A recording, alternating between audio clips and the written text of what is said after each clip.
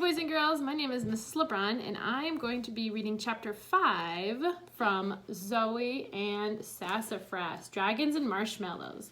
The title of chapter 5 is called The Barn. Mom opened the door and we stepped inside. The barn felt different, magical. It was like I'd never seen it before. Now I knew it held secrets. These cabinets hold the medical supplies I've gathered over the years, Mom said, and over here are some books that you might find helpful. There aren't any books about magical animals, but you'll find the magical creatures and everyday animals that are often similar. Once I had a sick winged fox, and it helped to read about both birds and foxes. Sometimes you'll need to run an experiment to find out what the animal needs or what will work best.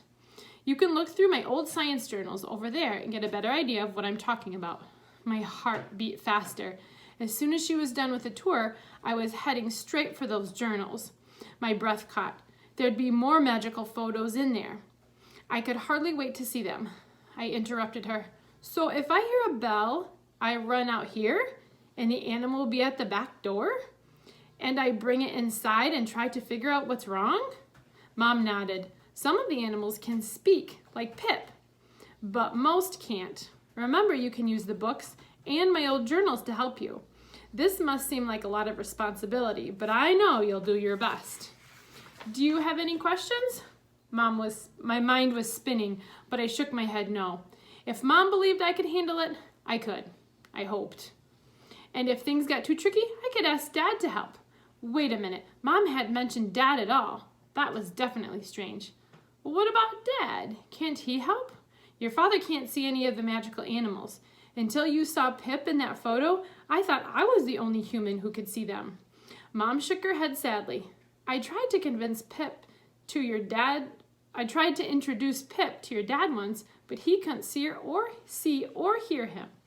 Whoa, so this is definitely all up to me. Mom kissed my head.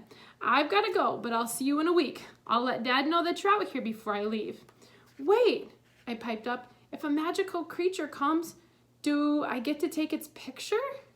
I was pretty sure that one of the best parts of this whole thing was going to be collecting magic photos. Mom laughed and opened one of the desk drawers. Here's my camera. You're free to use it, but since it's instant film, you can't take too many photos or it'll get really expensive. I'll only take one of each animal, okay? Oh, and here. She dug around in the bottom of the drawer. A brand new science journal, just for you.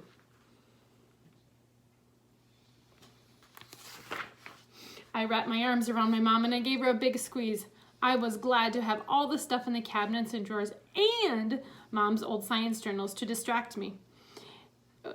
It made saying goodbye much easier.